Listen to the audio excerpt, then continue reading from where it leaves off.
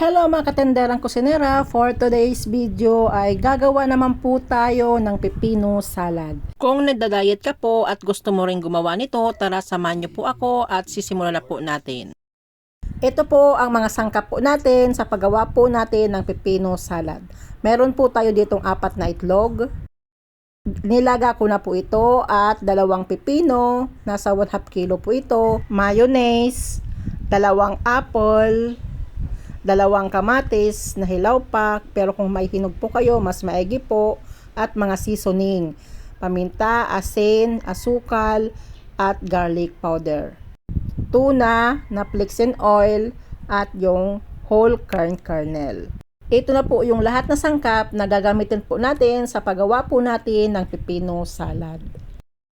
Una po natin gagawin, sa isang mixing bowl, ilagay na po natin yung 220 grams na mayonnaise.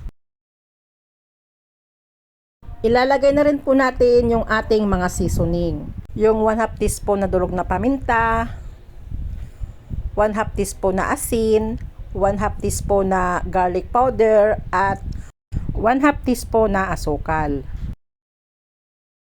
Pero kung may honey po kayo, mas maigi at mas masarap. Sunod na po nating ilagay ay ito pong 4 na pirasong kalamansi. I-mix na po natin hanggang sa magsama-sama na po yung lahat na sangkap na linagay po natin dito.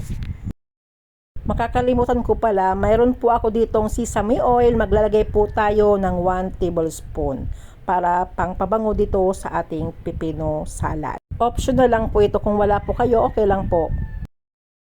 Mix po ulit natin para mag-combine na po itong sesame oil dito po sa ating dressing. Pagkatapos po nating mamix itong ating dressing, ilalagay na po natin yung iba pang mga sangkap.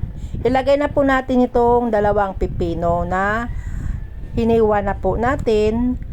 At isunod na po natin itong 2 pirasong apple, 2 pirasong kamatis, 1 pirasong sibuyas na puti,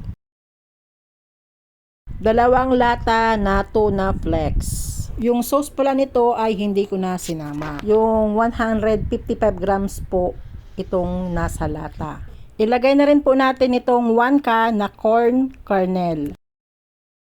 Last po ay ito pong nilaga po natin na itlog. Kapag nalagay na po natin yung lahat na sangkap, ito po ay hahaluin na po natin para magsama-sama na po yung lahat na sangkap na linagay po natin. Habang naghahalo po ako nito, sa mga hindi pa po nakapag-subscribe sa aking channel, pa-subscribe naman po. Pa-like na din po at pa-click na din po ng notification bell para parati po kayong updated sa mga bagong video ko pong i-upload. Salamat po.